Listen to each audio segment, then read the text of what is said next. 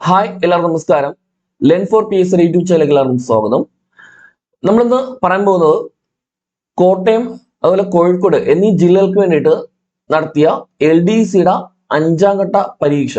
ആ പരീക്ഷയുടെ ചെറിയൊരു അവലോകനവും പിന്നെ ഒരു പ്രതീക്ഷിത കട്ട് ഓഫ് മാർക്കുമാണ് നമ്മളിന്ന് ഈ ഒരു വീഡിയോയിൽ ചെയ്യാനായിട്ട് ഉദ്ദേശിക്കുന്നത്.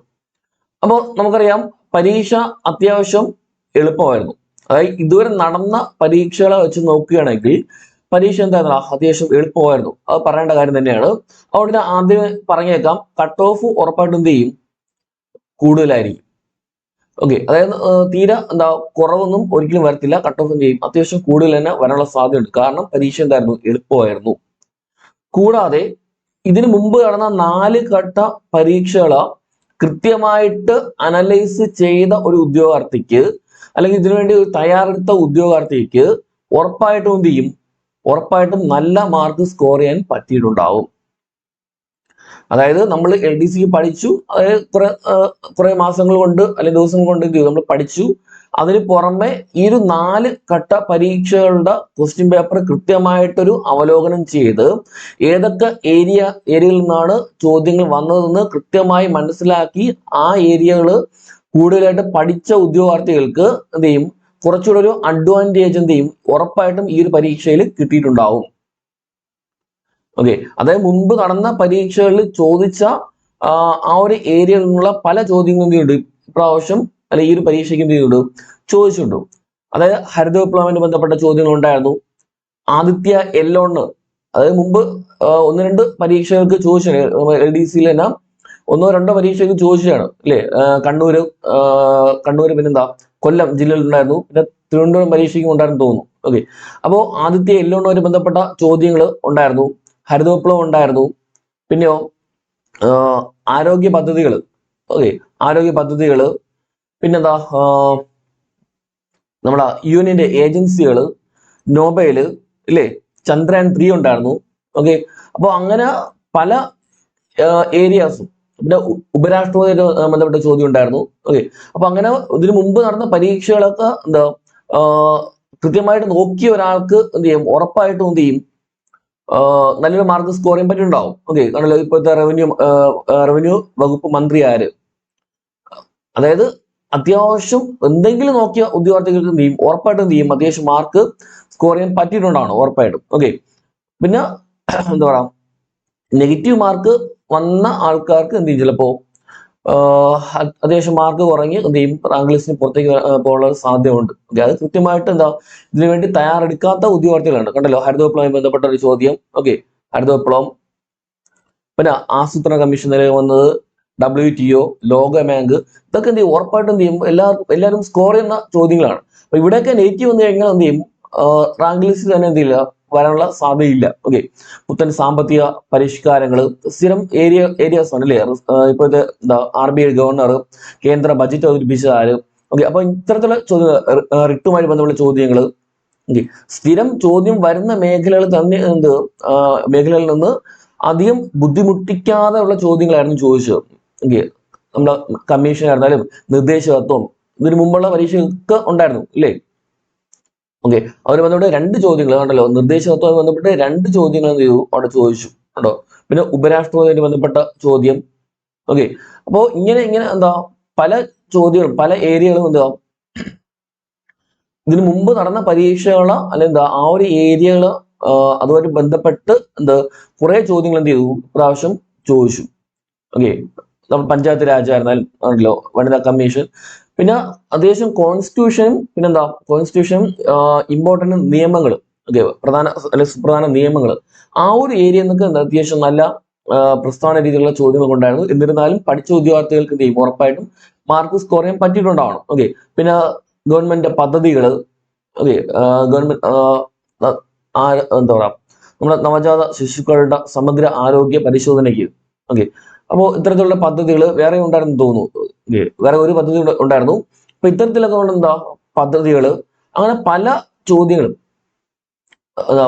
മുൻവർഷം അല്ലെങ്കിൽ മുൻപ് നടന്ന പരീക്ഷകൾ, അല്ലെങ്കിൽ മുൻപ് നടന്ന LDCയുടെ തന്നെ പരീക്ഷകളുടെ ചോദ്യപേപ്പറിൽ ചോദിച്ച ഏരിയാസ് ഉണ്ടല്ലോ, അതുമായിട്ട് ബന്ധപ്പെട്ട് പല ചോദ്യങ്ങളും ഉണ്ടായിരുന്നു. ഓക്കെ, അപ്പോ ഉറപ്പായിട്ടും എന്ത് ചെയ്യും, മിക്ക ഉദ്യോഗാർത്ഥികളും പരീക്ഷയ്ക്ക് അത്യാവശ്യം നന്നായിട്ട് എന്ത് ചെയ്യും സ്കോർ ചെയ്തിട്ടുണ്ടാവും. അപ്പൊ ഇതില് ഇംഗ്ലീഷ്, മാത്സ്, മലയാളം ആ ഒരു ഏരിയ പറയുകയാണെങ്കിൽ അവിടെയും അത്ര ബുദ്ധിമുട്ടുള്ള ചോദ്യങ്ങളൊന്നും ഇല്ലായിരുന്നു. തീരെ എളുപ്പമൊന്നുമല്ല, എന്നാലും അത്ര ബുദ്ധിമുട്ട് ഉള്ള ചോദ്യങ്ങളില്ലായിരുന്നു. ശരാശരി ഓരോന്നിനും എത്ര ഒരു 7 മാർക്ക് വെച്ച് എന്ത് ചെയ്യാം സ്കോർ ചെയ്യാൻ പറ്റും. അതായത് 30-ൽ എത്ര 21-നും 25-നും ഇടയ്ക്കൊക്കെ എന്ത് ചെയ്യും അത്യാവശ്യം പഠിച്ച ഉദ്യോഗാർത്ഥികൾ എന്ത് ചെയ്യും മാർക്ക് കിട്ടിയിട്ടുണ്ടാവും. 21-നും 25-നും ഒക്കെ 25-ന് മേലെയും കിട്ടിയിട്ടുണ്ടാവും. അപ്പോൾ 21 മുതൽ 25 വരെയൊക്കെ എന്ത് ചെയ്യും ഒരു ശരാശരി ഒരു ആവറേജ് മാർക്ക് എന്ത് ചെയ്യും അത്യാവശ്യം പഠിച്ച ഉദ്യോഗാർത്ഥികൾക്ക് കിട്ടിയിട്ടുണ്ടാവും. അപ്പൊ ഈ ഒരു ഏരിയയിൽ അപ്പൊ ഈ 30-ലൊരു എത്ര ഒരു 30-ലൊരു ഈ ഒരു റേഞ്ചിലൊക്കെ എന്ത് ചെയ്യും മാർക്ക് കിട്ടിയിട്ടുണ്ടാവും. എന്നാൽ ബാക്കിയുള്ള ഒരു 70 മാർക്ക് ഉണ്ടല്ലോ ഇവിടെ, ആ 70 GK മാർക്കിൽ നിന്ന് എങ്ങനെ പോയാലും എന്ത് ചെയ്യും അത്യാവശ്യം പഠിച്ച ഉദ്യോഗാർത്ഥികൾക്ക് ഒരു 50 മുതൽ 55 മാർക്ക് എന്ത് ചെയ്യും 50 മുതൽ ഒരു 55 മാർക്ക് എന്ത് ചെയ്യും ഉറപ്പായിട്ടും സ്കോർ ചെയ്യാനും പറ്റും കേട്ടല്ലോ. 50 മുതൽ ഒരു 55 വരെ എന്ത് ചെയ്യാം മാർക്ക് സ്കോർ ചെയ്യാൻ പറ്റും കേട്ടല്ലോ. അങ്ങനെ നോക്കുകയാണെങ്കിൽ ടോട്ടൽ നോക്കുകയാണെങ്കിൽ എന്താ ഒരു ഏകദേശം നമ്മുടെ 100-ന് എത്ര ഒരു 70 എബോവ് ഒക്കെ എന്ത് ചെയ്യാം അത്യാവശ്യം കുഴപ്പമില്ല പഠിച്ച ഉദ്യോഗാർത്ഥികൾക്ക് എന്ത് ചെയ്യും ഒരു 70 എബോവ് മാർക്ക് എന്ത് ചെയ്യും ഉറപ്പായിട്ടും സ്കോർ ചെയ്യാൻ പറ്റും. ഒരു 80 എബോവ് സ്കോർ ചെയ്ത ഉദ്യോഗാർത്ഥികളും ഒരുപാട് ഉണ്ട് കേട്ടല്ലോ. എന്തായാലും ഈ ഒരു റേഞ്ചിലൊക്കെ എന്ത് ചെയ്യും ഒരു 72 ആ റേഞ്ചിലൊക്കെ എന്ത് ചെയ്യും മാർക്കൊക്കെ എന്താ സ്കോർ ചെയ്ത ഒരുപാട് ഉദ്യോഗാർത്ഥികൾ എന്ത് ചെയ്യും ഉറപ്പായിട്ടും ഈ റാങ്ക് ലിസ്റ്റ് ഉണ്ടാവും. പിന്നെ ഉള്ള നെഗറ്റീവ് മാർക്കാണ്. ഈ നെഗറ്റീവ് മാർക്ക് വന്ന് എന്ത് ചെയ്യും കുറെ പേര് എന്ത് ചെയ്യും ആ 70-ക്ക് താഴോട്ട് എന്ത് ചെയ്യും പോയിട്ടുണ്ടാവും. അങ്ങനെ കുറെ പേര് എന്ത് ചെയ്യും വന്നിട്ടുണ്ടാവും. എന്നാൽ നെഗറ്റീവ് മാർക്ക് ഇല്ലാതെ അത്യാവശ്യം പഠിച്ച് എഴുതിയ ആൾക്കാർക്ക് എന്ത് ചെയ്യും അത്യാവശ്യം ഈ ഒരു റേഞ്ചിലൊക്കെ എന്ത് ചെയ്യും മാർക്ക് കിട്ടിയിട്ടുണ്ടാവും. മിക്ക ഉദ്യോഗാർത്ഥികൾ എന്ത് ചെയ്യും ഒരു 80-നോട് അടുപ്പിച്ച് എന്ത് ചെയ്യും ക്വസ്റ്റ്യൻസും അറ്റൻഡ് ചെയ്തിട്ടുണ്ടാവും. 80-നോട് അടുപ്പിച്ച് എന്താ ക്വസ്റ്റ്യൻസും അറ്റൻഡ് ചെയ്തിട്ടുണ്ടാവും പലരും. അപ്പൊ അതുകൊണ്ട് തന്നെ നെഗറ്റീവ് ഇല്ല എന്നുണ്ടെങ്കിൽ അത്യാവശ്യം എന്ത് ചെയ്യും നല്ല സ്കോർ നിങ്ങൾക്ക് കിട്ടിയിട്ടുണ്ടാവും. എന്നാലും ചിലപ്പോൾ ചിലര് അത്യാവശ്യം എക്സാം ഹാളിൽ നല്ല പ്രതീക്ഷയോടൊക്കെ ഇരുന്ന് അത്യാവശ്യം ക്വസ്റ്റ്യൻ എളുപ്പമായിരുന്നു നല്ല പ്രതീക്ഷയോടൊക്കെ ഇരുന്ന് വീട്ടിൽ വന്ന് നോക്കുന്ന സമയത്ത് എന്ത് ചെയ്യും കുറെ നെഗറ്റീവ് ഒക്കെ വന്ന് അത് മാർക്ക് പോയ ആൾക്കാരുണ്ട്. അത് ചിലത് എന്താ അവിടെ എക്സാം ഹാളിൽ നിന്ന് കൺഫ്യൂഷൻ ഒക്കെ അടിച്ച് അല്പം റാങ്ക് ആ ഒരു മാർക്ക് പോയ ആൾക്കാരും എന്ത് ചെയ്യും ഉറപ്പായിട്ടും ഉണ്ടാവും. അങ്ങനെയുള്ള ആൾക്കാരും ഉണ്ട്.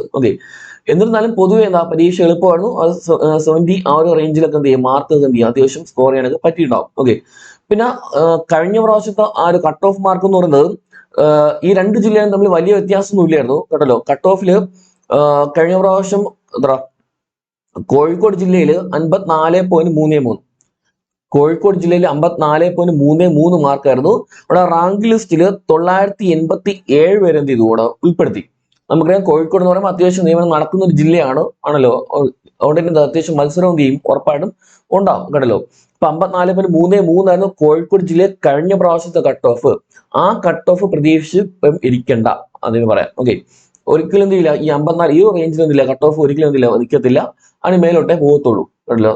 വളരെ കൂടുതലായിരിക്കും എന്തായാലും ഇതിനേക്കാളും കട്ട് ഓഫ് എന്ന് പറഞ്ഞത്. പിന്നെ കോട്ടയം ജില്ലയിൽ ഒരല്പം കൂടുതലായിരുന്നു 54.67 ആയിരുന്നു കേട്ടല്ലോ. 0.33 വ്യത്യാസമുള്ളൂ. കാരണം അവിടെ ലിസ്റ്റിൽ ഉൾപ്പെടുത്തിയ ആൾക്കാരുടെ എണ്ണം എന്തായിരുന്നു ഇവിടെ കുറവായിരുന്നു കേട്ടോ. 844 പേരാണ് എന്ത് ചെയ്തവിടെ 844 പേരാണ് എന്ത് ചെയ്തവിടെ ആ ഒരു ലിസ്റ്റിൽ ഉൾപ്പെടുത്തിയത്. ഇപ്പോൾ ആ നിയമന നില ഞാൻ പറയുന്നില്ല. ജസ്റ്റ് ഇത് മാത്രമേ പറയുന്നുള്ളൂ. അപ്പോ ഇതായിരുന്നു മുൻവർഷ പരീക്ഷയുടെ കട്ട് ഓഫും റാങ്ക് ലിസ്റ്റ് ഉൾപ്പെടുത്തിയ ആൾക്കാരുടെ എണ്ണം എന്ന് പറയുന്നത്. പിന്നെ അടുത്ത പ്രാവശ്യം ഈ ഒരു റാങ്ക് ലിസ്റ്റിൽ അല്ലെങ്കിൽ വരാൻ പോകുന്ന റാങ്ക് ലിസ്റ്റിൽ ഉൾപ്പെടുത്തുന്ന ആൾക്കാരുടെ എണ്ണം ചിലപ്പോൾ ഇത്രത്തോളം ഒന്നും വരാനുള്ള സാധ്യതയില്ല. നമുക്ക് തന്നെ അറിയാലോ, അതായത് ഇപ്പോഴത്തെ സാഹചര്യം അറിയാം. അതായത് ഓരോ വർഷവും എന്ത് ചെയ്യും റാങ്ക് ലിസ്റ്റ് ഉൾപ്പെടുത്തുന്ന ആൾക്കാരുടെ എണ്ണം കുറച്ചുകൊണ്ടിരിക്കുകയാണ് അല്ലേ. അപ്പോൾ ചിലപ്പോൾ എന്ത് ചെയ്യും ഇത്രയും ആൾക്കാരെന്ത് ചെയ്യില്ല ചിലപ്പോൾ ഉൾപ്പെടുത്തണമെന്നും ഇല്ല. അതുകൊണ്ട് തന്നെ റാങ്ക് ലിസ്റ്റ് ഉൾപ്പെടുത്തുന്ന ആൾക്കാരുടെ എണ്ണം എന്ത് ചെയ്യും അല്പം കുറവ് വരാം. പിന്നെ പരീക്ഷ എളുപ്പമായിരുന്നു. അതുകൊണ്ട് തന്നെ കട്ട് ഓഫ് എന്ത് ചെയ്യും ഉറപ്പായിട്ടും എന്ത് ചെയ്യും കൂടും. കൂടാനുള്ള സാധ്യതയുണ്ട്. പിന്നെ ഇവിടെ ഉള്ള ഒരു കാര്യം കൂടെ, ഇപ്പൊ നമുക്ക് ഈ കഴിഞ്ഞ 4 ഘട്ടങ്ങളിലൊക്കെ PSC ആദ്യം എന്ത് ചെയ്യും ഒരു ആൻസർ കീ എന്ത് ചെയ്യും നമുക്ക് തരും ആണല്ലോ. പിന്നെ എന്ത് ചെയ്യും ഒരു മാരത്തോൺ പോലെ 5, 6, 7, 8 ഒക്കെ ക്വസ്റ്റ്യൻസ് എന്ത് ചെയ്യും ഡിലീറ്റ് ചെയ്യും. ആൻസർ കീ എന്ത് ചെയ്യും ചേഞ്ച് വരുത്തി എന്ത് ചെയ്യും അടുത്ത ലാസ്റ്റ് എന്ത് ചെയ്യും ഒരു ഫൈനൽ കീ എന്ത് ചെയ്യും അത് പ്രസിദ്ധീകരിക്കും ആണല്ലോ. അപ്പോൾ അങ്ങനെ വരുമ്പോൾ എന്ത് ചെയ്യും, കട്ട് ഓഫ് മാർക്കിലൊക്കെ എന്ത് ചെയ്യും ഒരുപാട് മാറ്റങ്ങൾ എന്ത് ചെയ്യും വരും. ഓക്കെ, എന്നിരുന്നാലും ഇപ്പോഴത്തെ ഒരു ഇത് വെച്ച് നമ്മൾ പറയുകയാണെങ്കിൽ, അതായത് ഇപ്പൊ എന്താ P S car professional key വെച്ച് നമ്മൾ പറയുകയാണെങ്കിൽ ഏകദേശം ഒരു 65 ആ ഒരു റേഞ്ചിലൊക്കെ എന്ത് ചെയ്യും കട്ട് ഓഫ് വരാനുള്ള ഒരു സാധ്യതയുണ്ട്. 65 കണ്ടല്ലോ, 65 മേലോട്ട് പോകാനുള്ള സാധ്യതയുണ്ട്. ഓക്കെ, 65 തീരെ താഴോട്ട് പോകാനുള്ള ഒരു സാധ്യത എനിക്ക് കാണുന്നില്ല കണ്ടല്ലോ. ആൻസർ കീയിലൊക്കെ എന്തെങ്കിലും ഡിലീഷനൊക്കെ വരാണെങ്കിൽ മാത്രം എന്ത് ചെയ്യും അല്പം താഴോട്ടൊക്കെ പോകും. എന്നിരുന്നാലും ഏകദേശം ഒരു 65 ആ ഒരു റേഞ്ചിൽ കട്ട് ഓഫ് നിൽക്കാൻ തന്നെയാണ് എന്ത് സാധ്യത. കാരണം ഈ ഒരു റേഞ്ചിൽ മേലെ മാർക്ക് കിട്ടിയ ഒരുപാട് എന്ത് ചെയ്യും ഉദ്യോഗാർത്ഥികൾ ഉറപ്പായിട്ടും 100% ഉറപ്പായിട്ടും എന്ത് ചെയ്യും ഈ ഒരു റേഞ്ചിൽ നിൽക്കുന്ന ആൾക്കാർ എന്ത് ചെയ്യും ഉറപ്പായിട്ടും എന്ത് ചെയ്യും ഉണ്ടാവും. അപ്പോ കട്ട് ഓഫ് മാർക്ക് എന്ന് പറയുമ്പോൾ എന്താ ഇതുവരെ നടന്ന പരീക്ഷകൾക്ക് ഒരു 55, 60 ആ ഒരു റേഞ്ചിലൊക്കെ ആയിരുന്നെങ്കിൽ ഇപ്പൊ ഈ ഒരു പരീക്ഷയിൽ എന്താ അത്യാവശ്യം ആ ഒരു പരീക്ഷകൾ അപേക്ഷിച്ച് എന്താണ് കട്ട് ഓഫ് കൂടുതലായിരിക്കും കണ്ടല്ലോ. അപ്പൊ 65 അതിന് മേലിലോ അല്ലെങ്കിൽ 65 ആ ഒരു 65 അടുപ്പിച്ചുള്ള ഒരു കട്ട് ഓഫ് മാർക്ക് ആയിരിക്കും വരാനായിട്ട് ഞാൻ സാധ്യത കാണുന്നത്. ഓക്കെ, പിന്നെ നമുക്കറിയാലോ ഒരിക്കലും ഇതൊരു ഔദ്യോഗികമായിട്ടുള്ള കട്ട് ഓഫ് മാർക്ക് ഒന്നുമല്ല, പരീക്ഷ വിലയിരുത്തിയ ശേഷം നമ്മൾ പറയുന്ന ഒരു കട്ട് ഓഫ് മാർക്കാണ് കേട്ടല്ലോ. ഓക്കെ, അപ്പോ അതിനെന്ത് ചെയ്യാം അത്രമാത്രം ഇമ്പോർട്ടൻസ് കൊടുക്കുക, അത്രേ ഉള്ളൂ. ഓക്കെ, അപ്പോൾ ഇനി എന്ത് ചെയ്യുക അടുത്ത് വരുന്ന 10th ലെവൽ പരീക്ഷകൾക്ക് വേണ്ടിയിട്ടും സെക്രട്ടറി അസിസ്റ്റന്റ് പോലുള്ള പരീക്ഷകൾക്ക് വേണ്ടി എന്ത് ചെയ്യുക കൃത്യമായിട്ട് എന്ത് ചെയ്യുക പഠിച്ച് പോകാനായിട്ട് ശ്രമിക്കുക കേട്ടല്ലോ. ഈ 65 മാർക്ക് അല്ലെങ്കിൽ ഈ ഒരു കട്ട് ഓഫ് മാർക്കിന് അടുപ്പിച്ച് നിൽക്കുന്ന ആൾക്കാർ ഒരുപാട് വീഡിയോസ് കണ്ടിട്ട് എല്ലാ വീഡിയോയിലും താഴെ പോയി കമന്റ് ചെയ്ത് അത് കിട്ടാൻ സാധ്യത ഉണ്ടോ എന്നൊക്കെ ചോദിച്ച് സമയം കളയാതെ എന്ത് ചെയ്യുക കഴിയുന്നത് എന്ത് ചെയ്യുക അടുത്ത പരീക്ഷകൾക്ക് വേണ്ടി പഠിച്ച് എന്ത് ചെയ്യുക മുമ്പോട്ട് പോവുക. ഓക്കെ, റാങ്ക് ലിസ്റ്റ് വരുമ്പോൾ എന്ത് ചെയ്യുക വരട്ടെ, അത്രേ ഉള്ളൂ കേട്ടല്ലോ. ഓക്കെ, ഒരു ജോലി കിട്ടുന്നവരെ എന്ത് ചെയ്യുക പഠിച്ച് എന്ത് ചെയ്യുക മുമ്പോട്ട് പോവാൻ നമ്മൾ എല്ലാ വീഡിയോയിലും ഇതിൽ പറയുന്നതാണ് കേട്ടല്ലോ. ഓക്കെ, അതായത് മാർക്ക് പ്രതീക്ഷിച്ച് കുറവുള്ള ആൾക്കാർ എന്ത് ചെയ്യുക വെറുതെ ഇത് പ്രതീക്ഷിച്ചിരിക്കാതെ എന്ത് ചെയ്യുക അടുത്ത് വീണ്ടും എന്ത് ചെയ്യുക തുടർന്ന് പഠിച്ചു പോവുക കേട്ടല്ലോ. ഓക്കെ, അത്രേ ഉള്ളൂ. അപ്പോൾ ഇത്രയാണ് നമ്മുടെ ഇന്നത്തെ വീഡിയോ. എന്ത് ചെയ്യുക എന്തെങ്കിലും പിന്നെ നിങ്ങൾക്ക് കിട്ടിയ മാർക്ക് എന്ത് ചെയ്യുക ജസ്റ്റ് വീഡിയോ താഴെ എന്ത് ചെയ്യുന്നു ജസ്റ്റ് കമന്റ് ചെയ്തേക്കാം കേട്ടോ. കമന്റ് ചെയ്തേക്കുക. പിന്നെ എന്ത് ചെയ്യുക നിങ്ങൾക്ക് മാത്സുമായി ബന്ധപ്പെട്ട എന്തെങ്കിലും ഡൗട്ടൊക്കെ എന്ത് ചെയ്യാം നിങ്ങൾക്ക് നമ്മുടെ ടെലഗ്രാം ചാനലായ ലേൺ ഫോർ PSC എന്ത് ചെയ്യാം ജസ്റ്റ് ഒന്ന് ജോയിൻ ചെയ്തേക്കാം. മാത്സുമായി ബന്ധപ്പെട്ട എന്തെങ്കിലും ഡൗട്ട് ഉണ്ടെങ്കിൽ എന്ത് ചെയ്യുക ജസ്റ്റ് ഫോട്ടോ എടുത്ത് എന്ത് ചെയ്യുക അല്ലെങ്കിൽ ക്വസ്റ്റ്യൻ ടൈപ്പ് ചെയ്താൽ എന്ത് ചെയ്യുക ആ ഗ്രൂപ്പിൽ ഇട്ടേക്കുക. സമയമുള്ളപ്പോൾ എന്ത് ചെയ്യും ഉറപ്പായിട്ടും എന്ത് ചെയ്യുക അതിന്റെ ആൻസർ എന്ത് ചെയ്യും ചെയ്ത് ഗ്രൂപ്പിൽ എന്ത് ചെയ്യും പോസ്റ്റ് ചെയ്യുന്നതായിരിക്കും കേട്ടല്ലോ. ഓക്കെ, പിന്നെ വീഡിയോ കാണുന്ന എല്ലാവരും എന്ത് ചെയ്യുക വീഡിയോ കാണുന്ന പലരും ചാനൽ സബ്സ്ക്രൈബ് ചെയ്യുന്നില്ല, അവിടെ ഉറപ്പായിട്ടും എന്ത് ചെയ്യുക ചാനൽ ഒന്ന് സബ്സ്ക്രൈബ് ചെയ്യുക കേട്ടല്ലോ. ഓക്കെ, നിങ്ങളുടെ സപ്പോർട്ടാണ് കൂടുതൽ വീഡിയോ ചാനൽ ഒരു പ്രചോദനം എന്ന് പറയുന്നത്. അതുകൊണ്ട് മാക്സിമം എന്ത് ചെയ്യുക ഒന്ന് സപ്പോർട്ട് ചെയ്യുക. മാക്സിമം നിങ്ങളുടെ ഫ്രണ്ട്സിനൊക്കെ ഒന്ന് ഷെയർ ചെയ്ത് കൊടുത്തേക്കുക. Okay, thank you.